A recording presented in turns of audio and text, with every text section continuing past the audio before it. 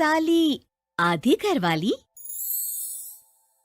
सिमरन की छोटी बहन विभा माँ के होते हुए भी सिमरन के ही पीछे लगी रहती थी।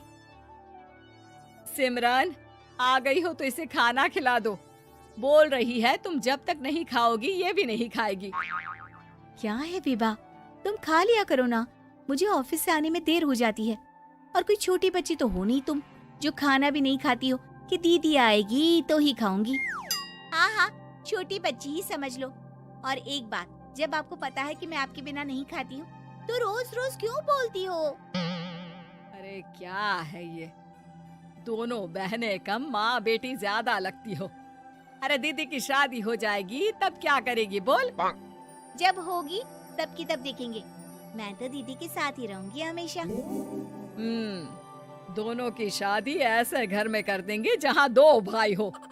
खैर, मामला आया गया हो जाता है। एक दिन सिमरन के पापा जब घर आते हैं, तुम लोगों के लिए अच्छी खबर है। वर्मा जी है ना मेरे दोस्त, उन्होंने सिमरन बेटी के लिए रिश्ता बताया है। बहुत अच्छा लड़का है, सिमरन को भी पसंद कर लिया है और कल वो लोग आ रहे हैं सिमरन को देखने अपने घर। सिद्धांत अपने माता पिता के साथ सिमरन को देखने आता है। उसे सिमरन अच्छी लगती है और शादी तय हो जाती है।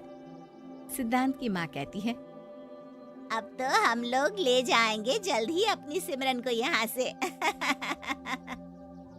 अरे हाँ हाँ, क्यों नहीं, आपकी ही है अब तो हमारी बेटी। दूर खड़ी विभा सब सुन रही होती है। अब तो दीदी की शादी हो जाएगी, फिर तो वो चली जाएंगी। दीदी के बिना मैं कैसे रहूंगी? कुछ न कुछ तो करना ही होगा जिससे दीदी की शादी ही ना हो। सभी के जाने के बाद क्या शादी के बाद दीदी हम लोगों के साथ नहीं रहेंगी? अरे नहीं तो फिर क्यों रहेगी, शादी हो जाएगी तो अपने घर चली जाएगी ना। तो मैं भी जाऊंगी उनके साथ, मेरा भी सामान पैक कर देना। अरे कैसे बात कर रही हो विभा, दीदी के ससुराल छोटी बहन नहीं जाती। हाँ, कभी कभी जाकर मिलाना और रोज फोन पर भी बात कर लेना, ठीक है? नहीं पापा, आप तो जानते हैं मैं दीदी के बिना खाना भी नहीं खाती, ना ही मुझे उनके बिना नींद आती है। सिमरन बहन की बात सुनकर इमोशनल हो जाती है। अगले दिन से विभा खाना खाना छोड़ देती है। लोगों के लाख समझाने के बाद भी विभा ना खाती है ना ही सोती है। अंत में हार मानकर सिमरन सिद्धांत से मिलती है। सिद्धांत, मेरे मम्मी पापा ने बचपन से ही विभा और मुझे साथ रखा। वो मुझसे बहुत जुड़ी है। मुझे उसकी टेंशन रहेगी शादी के बाद, क्योंकि वो मेरे बिना नहीं रह सकती है। अरे ये तो छोटी सी बात है, वो हम लोगों के साथ हमारे घर में रह सकती है। जब उसकी अकल आ जाएगी या वो समझ जाएगी कि तुम्हारा घर वो नहीं बल्कि ये है, तो हम उसे घर छोड़ आएंगे, ठीक है? सिमरन खुश हो जाती है क्योंकि वो यही चाहती थी। वो माँ पिता से बात कर लेती है। अरे कैसी बात कर रही हो सिमरन, भला बेटी के ससुराल में हम छोटी बहन को कैसे भेज दे? जमाना क्या कहेगा? अरे तो पागल हो गया है, मना कर दे। इस शादी में इन लोगों का तो ये चलता ही रहेगा। कभी बहन यहाँ आ रही है, कभी वो बहन के पास जा रही है। अरे शादी हो रही है, कोई मजाक थोड़ी ना हो रहा है ना बाबा ना। माँ कैसी बात कर रही हो?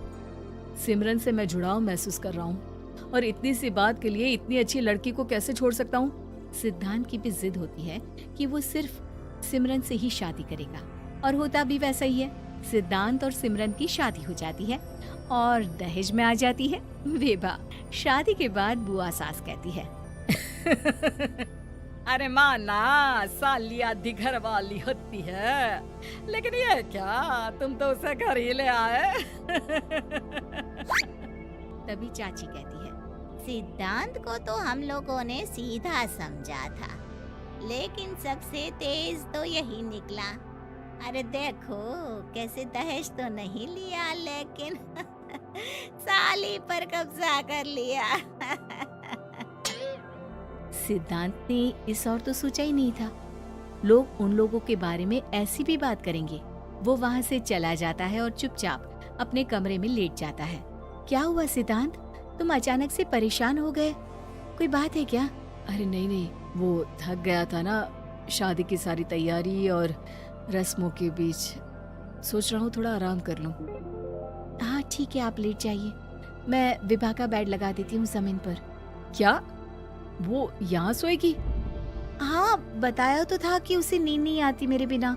तो तुम आराम से लेटो ऊपर, हम लोग नीचे बिछा लेते हैं। अरे नहीं नहीं, तुम दोनों आराम से लेटो ऊपर, मैं माँ पापा के रूम में जा रहा हूँ। सिद्धांत वहाँ से दूसरे कमरे में चला जाता है, जहाँ सिद्धांत के पिता उससे कहते हैं, क्या बात है बेटा, तू उस कमरे में क्यों नहीं सो रहा? बहू से लड़ाई हो गई है क्या शादी के पहले दिन ही? अब नहीं पापा, वो दोनों बहनों को बात करनी थी और मुझे नींद आ रही है, तो मैं यहाँ सोने चला आया। अगले दिन सिद्धांत तैयार होकर ऑफिस जाता है। ऑफिस में लंच के वक्त दोस्त कहता है, क्या बात है सिद्धांत, इतना सारा खाना एक ही दिन में? हाँ यार, वो सिमरन को खाना बनाने का शौक है तो उसी ने बनाया है। यार हम लोगों की तो सिर्फ एक ही बीवी है, इसकी तो दो है ना। सिद्धांत को गुस्सा आ जाता है। कैसी बात कर रहा है तू? अरे तू तो भाग्यशाली है जो बीवी के साथ साथ साली भी आ गई। अरे साली लोगों की तो आधी घरवाली होती है, तुझे तो पूरी की पूरी मिल गई। सिद्धांत का पारा अब 7वें आसमान में पहुंच जाता है। वो खड़ा होकर उस लड़के से लड़ने लगता है। हाँ, मेरी शादी में मेरी बीवी के साथ मेरी साली भी आई है, ये सच है, लेकिन सिर्फ कुछ समय के लिए, क्योंकि उसने सिमरन को बचपन से ही माँ की तरह देखा और यूं अचानक वो सिमरन से अलग नहीं रह सकती थी। इसलिए सोचो, अगर मेरी बीवी उसके लिए माँ का स्थान रखती है तो मेरा दर्जा क्या हुआ? तभी वहाँ बॉस आ जाता है। माफ करना सिद्धांत, यहाँ इस मेंटल लेवल के लोग हैं, जरूरी नहीं साली सिर्फ आधी घरवाली ही हो, कभी वो छोटी बहन तो कभी बेटी भी होती है। वेल डन सिद्धांत। सिद्धांत को अब ऑफिस में कोई कुछ नहीं कहता, लेकिन आस पड़ोस का वो तो वही हाल रहता है। सिद्धांत ऑफिस से घर की ओर आ रहा होता है कि रास्ते में उसे अपनी कॉलोनी का दोस्त मिल जाता है। क्या बात है, चेहरे की चमक बता रही है, शादी से बड़ा खुश है तू, क्यों? हाँ यार, अच्छी लड़की और अच्छा परिवार मिलना कहाँ होता है जल्दी आजकल। यार हमें भी दिला देना ऐसा परिवार जहाँ एक के साथ एक फ्री की स्कीम चल रही हो। सिद्धांत को फिर गुस्सा आ जाता है।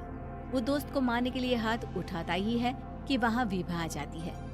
अरे जीजू, रहने दीजिए ना, ये लोग नहीं समझेंगे कि इंसानियत क्या होती है। ये सच है कि दीदी से कैसे दूर रहना, ये मुझे पता नहीं था। आपने मुझे दीदी के पास रहने का मौका देकर ये समझने का मौका दिया कि लड़की का असली घर उसका ससुराल होता है।